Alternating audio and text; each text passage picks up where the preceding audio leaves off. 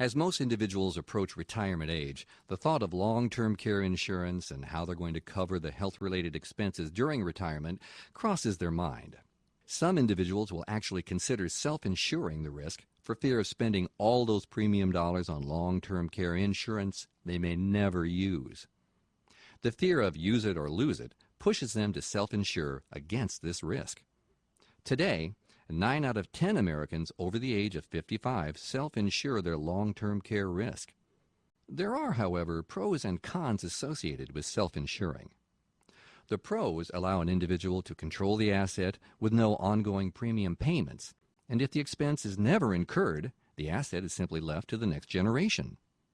The cons are an individual could risk depleting all their assets, leaving their spouse and family in a less than desirable financial situation. So, why do people self-insure?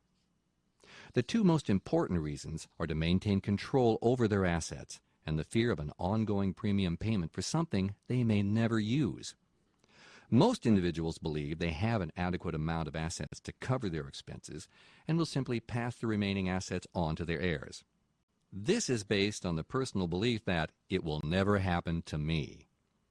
Insurance carriers today are manufacturing products that allow an individual to shift the long-term care risk without giving up personal control or the fear of ongoing premiums. The asset remains on the balance sheet, thus producing a minimal effect on your client's net worth. And just how does this work? Well, first, you must take a look at repositioning a portion of your client's assets. Most of the time, this consists of your client's least taxable assets, or those with the least earning potential, and usually the most liquid.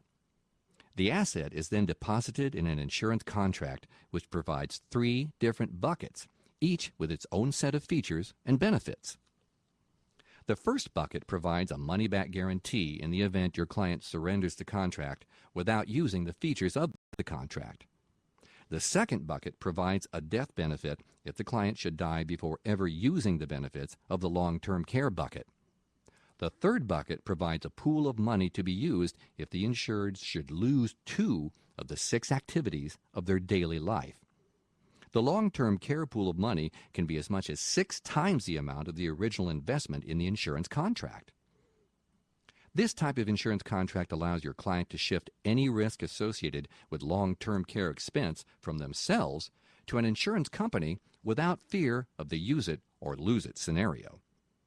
Your client would receive money back in the event of claims paid for long-term care expenses, death, or surrendering the contract. This is just one more concept to continue to bring additional ideas, strategies, and value to both your existing clients and prospective clients. For a more in-depth discussion about this concept, please call us today.